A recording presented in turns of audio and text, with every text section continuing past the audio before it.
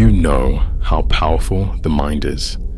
Most people don't know this, but the right mindset is the key towards achieving goals and navigating life's challenges more easily. Let me give you an example. Imagine an average 16-year-old boy. What does he look like? What does he do? Some might describe him in this way: not muscular, skinny, goes to school and has average to low grades, plays video games, hangs out from time to time, etc. But others might describe him in that way: has some muscle, is not skinny nor fat, goes to school and has good grades, plays sports, hangs out often with friends, etc.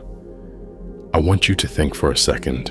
What is the thing that makes these two boys separate from one another?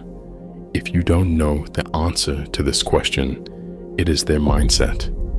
In the first example, the boy has the mindset of an average person who does not care that much about himself or about his future. That doesn't mean he cannot change his mindset for his own good. In the second example, the boy has the mindset of a person who wants to succeed and achieve his goals. He does not neglect his body, studies to learn more, and makes friends to support him in his journey. In this video, I will show you 2 ways to change your mindset to get you prepared for the things that come ahead. Number 1, think like a winner. There are little to some successful people in the world which have the knowledge, the money, and everything they wanted. You've probably seen them show off their cars, houses, or other luxuries on social media.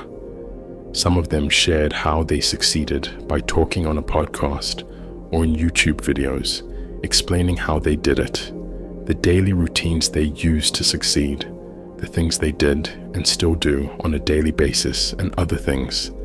Examine what they did and apply it to your life. Here's an example.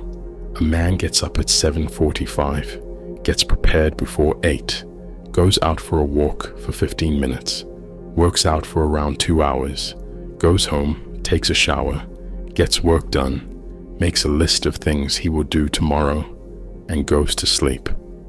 Now, let's try and apply it for the average 16-year-old boy from the beginning.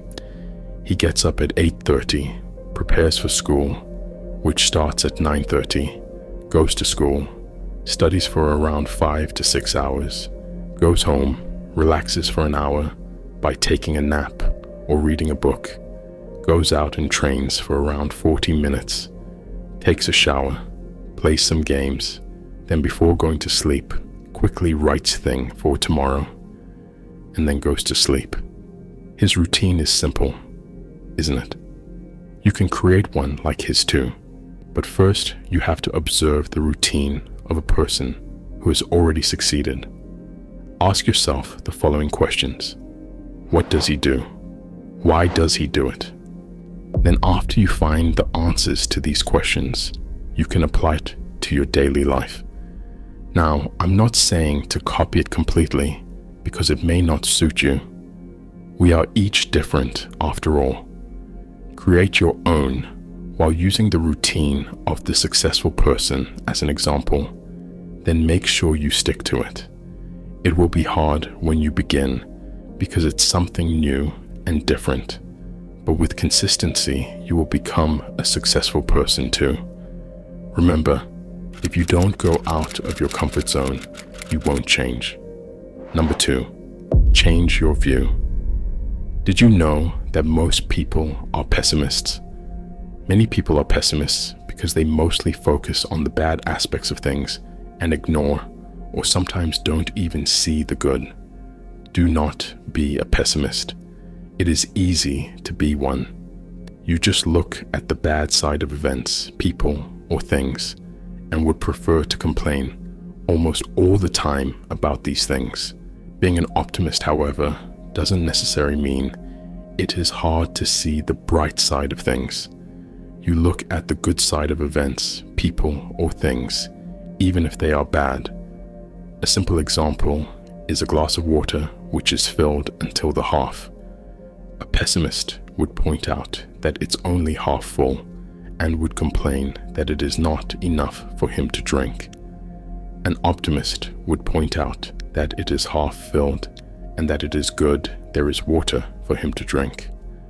Another example is when a person you knew and cared about passes away. Some would become very sad, even depressed, because they keep thinking about the person's death. Others, however, may appreciate the time they spent with them and understand that their time has come and move on, because life keeps going and you shall not live in the past. If you found this video helpful, consider sharing the love by liking and subscribing, and I'll see you in the next one.